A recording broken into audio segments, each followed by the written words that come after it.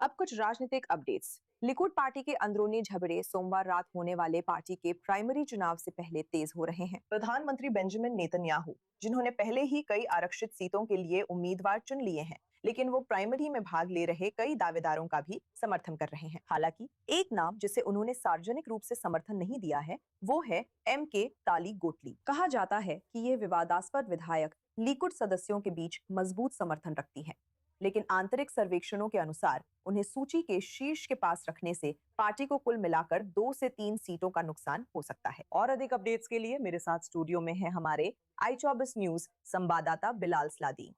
Bilal, Netanyahu जिन्होंने अब तक पार्टी सूची पर बहुमत नियंत्रण रखने की कोशिश की है, वास्तविक चुनावों से पहले अक्टूबर में ये प्राइमरीज कितनी विवादास्पद व कितनी महत्वपूर्ण साबित हो रही हैं? देखिए, हम वास्तव में बहुत नाटकीय प्राइमरीज देख रहे हैं और इसका कारण है सीधा गणित। आखिरकार हम बात कर रहे हैं कि लिकेड को वर्तमान सर्वेक्षणों में वास्तव में 23 सीटें मिल रही हैं। नेतन्याहू ने पहले ही 8 सीटें आरक्षित कर ली हैं। इसका मतलब है कि 34 सदस्यों के लिए सिर्फ 17 सीटें बची हैं, जिनमें मंत्री और केनेसेट सदस्य भी शामिल हैं।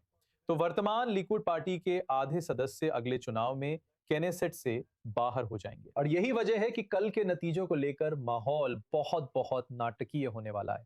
यहां तक कि इतमार बेन गवीर भी कह रहे हैं कि उन्हें लिकुड के सदस्यों, जिनमें मंत्री भी शामिल हैं, ने फोन किया है और उनसे अपनी पार्टी यहूदिम पार्टी में उनके लिए सीटें सुरक्षित रखने को कहा है।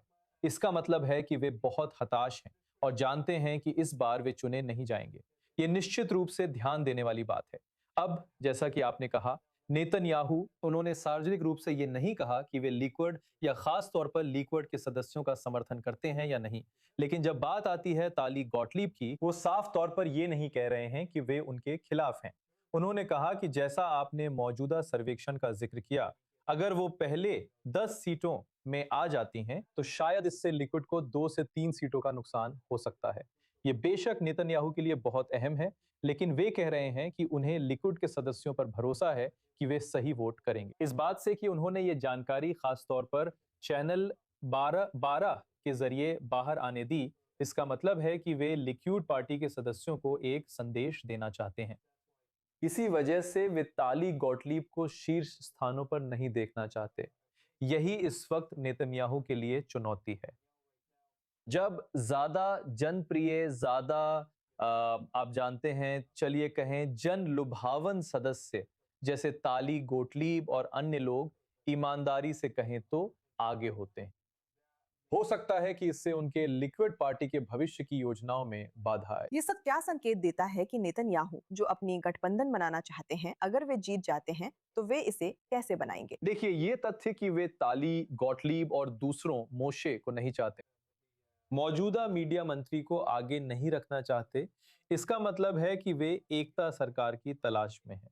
उन्होंने पिछले कुछ महीनों में बार बार यही बात कही है और ये सिर्फ बेन-ग्विर और स्मोट्रिच के लिए नहीं है, क्योंकि वे ज्यादा दक्षिणपंथी हैं, बल्कि ये उन लिक्विड सदस्यों के लिए भी है जो इन आंतरिक चुनावों में वोट देंगे। तो उनके पास ऐसे लोग नहीं होंगे जिन्हें पॉपुलिस्ट माना जा सके और वे आइजनकोट के साथ मिलकर एक ऐसी सरकार बना सकते हैं, उदाहरण के लिए एक ऐसा गठबंधन जो कई इजरायलियों को एकजुट करेगा। और ये सिर्फ इसलिए नहीं है कि वे इजरायलियों को एकजुट करना चाहते हैं, उन्हें पता है कि आने वाली उपलब्धियों की श्रृंखला वे हासिल करना चाहते हैं, शायद अपने आखिरी मौके में। आप जानते हैं, नेतन्याहू लगभग 80 साल के हैं। वो सऊदी अरब के साथ संबंधों का सामान्यीकरण होगा, वो चीज वे स्मोट्रिच और बेन-ग्विर जैसे लोगों के साथ हासिल नहीं कर सकते। लेकिन एक एकता सरकार जो ज्यादा संतुलित और व्यवहारिक सोच रखती है, मान लीजिए जब बात कूटनीति की आती है और जब सुरक्षा मुद्दों की बात आती है, वास्तव में वही उसे उसके लिए एक आखिरी बहुत महत्वपूर्ण उपलब्धि दिला सकता है। तो शायद यही उसका असली मकसद है। खैर, कुछ और खबरें भी चुनाव से जुड़ी हुई हैं। पुलिस ने कथित तौर पर यहूदी आगंतुकों को प्रार्थना पुस्तकों के साथ टेम्पल माउंट पर जाने की अनुमति दी है। ये यथा स्थिति के खिलाफ है। लेकिन जब आप राजनीति की बात करते हैं तो राष्ट्रीय सुरक्षा मंत्री इतामार बेन गवीर वास्तव में पुलिस और उनकी कुछ नीतियों की निगरानी करते हैं। तो क्या ये भी एक चुनावी फैसला है? बिल्कुल, चुनावी सीजन में ये केवल बेन-गवीर और स्मोट्रिच का ही एकमात्र फैसला नहीं है। कई लोग यरूशलेम और वेस्ट बैंक में और अरब समुदाय में, यहाँ तक कि इजराइल में भी महसूस करते हैं कि वे देख रहे हैं कि वो और अधिक भड़काने की कोशिश कर रहे हैं।